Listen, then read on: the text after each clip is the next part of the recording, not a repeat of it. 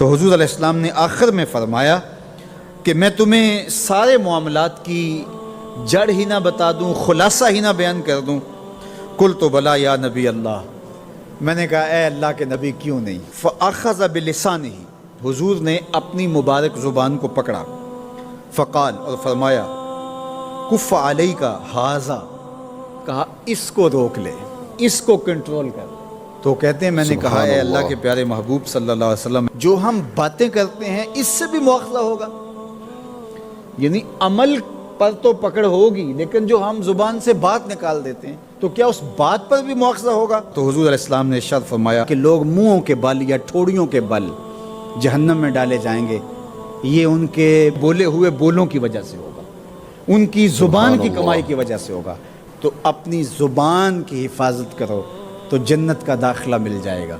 تو گویا زبان کی حفاظت سے لے کر کے اللہ کے حضور سجدے تک اور اللہ کی عبادت تک، یہ ہے وہ نصاب جو جنت میں جانے کا ہے۔ اللہ ہم سب کو 5 گانا باجماعت نماز کی توفیق دے، اللہ ہمیں توفیق حج کی نصیب کرے، اللہ ہمیں رمضان المبارک کے روزے رکھنے کی توفیقات سے مالا مال کرے، اللہ اپنی راہ میں جد و جہد اور جہاد کی توفیق سے مالا مال کرے، اور اللہ ہمیں ہماری زبان کی حفاظت کی توفیق دے تاکہ ہم خیر کی راہوں کے مسافر رہیں۔ کچھ لوگوں کی عادت ہوتی ہے کہ وہ بہت زیادہ چیخ چیخ کے بولتے ہیں اور بلند آوازی سے گفتگو کرتے ہیں۔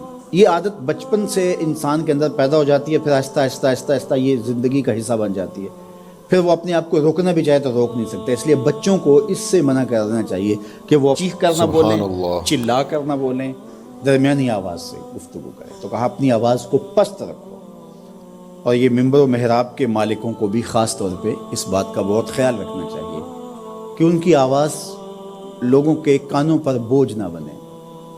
آج کل تو یہ ساؤنڈ سسٹم لگے ہوئے ہیں، اور پھر ماشاءاللہ کچھ لوگ تو یہ ایکو کا بھی ضرورت سے زیادہ استعمال کرتے ہیں۔ سنجیدگی کے ساتھ، متانت کے ساتھ بات کرنا، سنجیدگی اور متانت کے ساتھ بات کو سننا، یہ شریعت کے آداب ہیں۔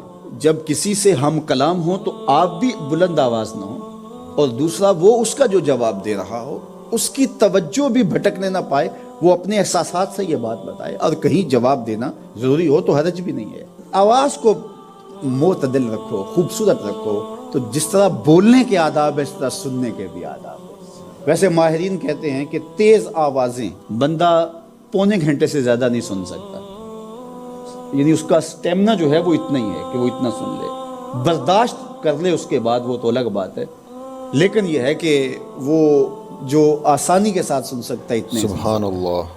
تو اس لیے یہ جو لیکچر بھی ہوتے ہیں جو دنیا کی بڑی یونیورسٹی ہیں، وہاں بھی انہوں نے لاکھوں روپے دے کر کے دنیا کے ماہرین بلائے ہوتے ہیں مختلف مضامین پر، لیکن پیریڈ کا دورانیہ یہ نہیں ہوتا کہ وہ 3 گھنٹے کا لیکچر دے رہے ہوں۔ انسان کی جو ہے وہ ایک کیپیسٹی ہے، اس سے آگے نہیں وہ بڑھ سکتا۔ اور مجھے بتائیے انسان کو بنانے والے سے بہتر کون بتائے گا؟ قرآن بتاتا ہے، کیا بتاتا ہے؟ وَغْضُضْ مِنْ صَوْتِكَ، اپنی آواز کو پست رکھو۔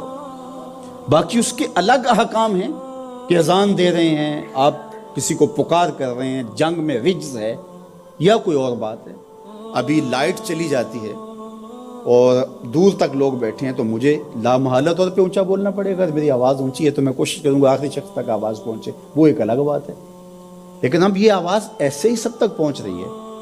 تو ان آداب کو جب ہم سمجھتے نہیں ہیں تو اپنی بات کو اچھی، کچھ لوگ سمجھتے ہیں کہ زور سے بولیں گے تو لوگوں کے اندر بات اترے گی، ایسا نہیں ہے۔ بات زور سے بولنے سے نہیں اترتی، بات دلیل سے اترتی ہے۔